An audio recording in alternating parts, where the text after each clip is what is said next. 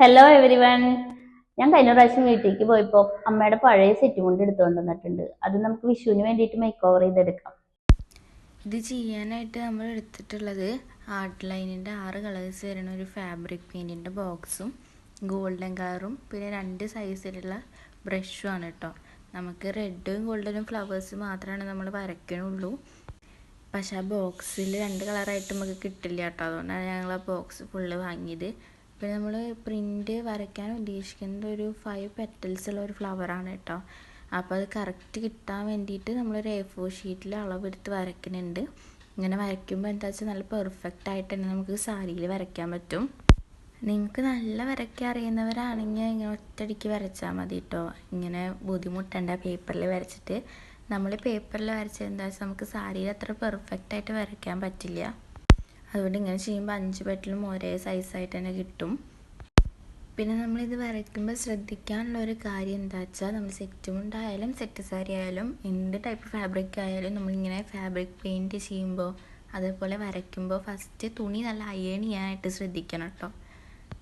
എന്നാലാണ് നമ്മുടെ തുണി നല്ല സ്റ്റഡി ആയിട്ട് നിൽക്കുള്ളൂ. അല്ലെങ്കിൽ അത് ചുളിഞ്ഞു കുത്തിയിട്ട് ശരിയാവണമെന്നില്ല. അപ്പോൾ നമ്മൾ 5 പെറ്റലുള്ള ഫ്ലവർ വരച്ചെടുത്തിട്ടുണ്ട് കേട്ടോ. അങ്ങനെ നമ്മൾ സാരിയിൽ എല്ലാ സൈഡിലും നമുക്ക് എവിടേക്കാണോ ഫ്ലവർ വേണ്ടത് അവിടെയൊക്കെ നമ്മൾ ഇങ്ങനെ വരച്ചെടുത്തിട്ടുണ്ട്. അതിനുശേഷം നമ്മൾ തിന്നായിട്ടുള്ള ടിപ്പുള്ള ബ്രഷ് വെച്ചിട്ട് റെഡ് കളർ വെച്ച് ഒന്ന് ഔട്ട്ലൈൻ വരച്ചെടുക്കുന്നുണ്ട് കേട്ടോ ഫ്ലവേഴ്സിൻ്റെ. ഇങ്ങനെ ഔട്ട്ലൈൻ വരച്ചിട്ട് ഉള്ളിൽ കളർ അടിക്കുന്നതായിരിക്കും കുറച്ചും കൂടി നല്ലത്. അപ്പോൾ നല്ല പെർഫെക്ഷൻ കിട്ടും. ഉള്ളിൽ നമ്മൾ കുറച്ച് വലിയ ബ്രഷ് വെച്ചിട്ടാണ് കേട്ടോ അടിച്ചിട്ടുള്ളത്. പിന്നെ നമ്മളിത് അടിക്കുമ്പോൾ തുണി തെന്നി പോകാതിരിക്കാനും ചുളിഞ്ഞിരിക്കാണ്ടിരിക്കാനായിട്ട് എംബ്രോയ്ഡറി റിങ്ങിൻ്റെ ഉള്ളിൽ വെച്ചിട്ടാണ് കേട്ടോ അടിക്കണത്. അപ്പോൾ നമ്മൾ തുണി ഇങ്ങനെ ചുളുങ്ങി പെയിൻറ്റ് നാശാവില്ല. അത് മാത്രമല്ല നമ്മൾ അടിച്ച് കഴിഞ്ഞിട്ടുണ്ടെങ്കിൽ ഒരു ന്യൂസ് പേപ്പറിന് അടിയിൽ വെക്കാനായിട്ട് ശ്രദ്ധിക്കണം കേട്ടോ. അല്ലെങ്കിൽ അത് നമ്മൾ അടിച്ച ആ ടേബിളുമേ ഒട്ടിപ്പിടിക്കാനൊക്കെ ചാൻസ് ഉണ്ട്. അപ്പോൾ നല്ലൊരു കട്ടിയ ന്യൂസ് പേപ്പർ അല്ലെങ്കിൽ കവർ വെച്ചിട്ടുണ്ടെങ്കിൽ അതൊക്കെ നമുക്ക് ഒഴിവാക്കാം. അപ്പോൾ നമ്മൾ റെഡൊക്കെ അടിച്ച് കളഞ്ഞു കേട്ടോ. ഇനി നമ്മൾ ഗോൾഡനാണ് അടിക്കണത്. ഒരു നല്ല ടേബിളുമേ വിരിച്ചിട്ട് ചെയ്യാനായിട്ട് ശ്രദ്ധിക്കുക കേട്ടോ. ഇതൊരു അറ്റ്മോസ്റ്റ് 24 hours വേണം ഉണങ്ങാനായിട്ട്.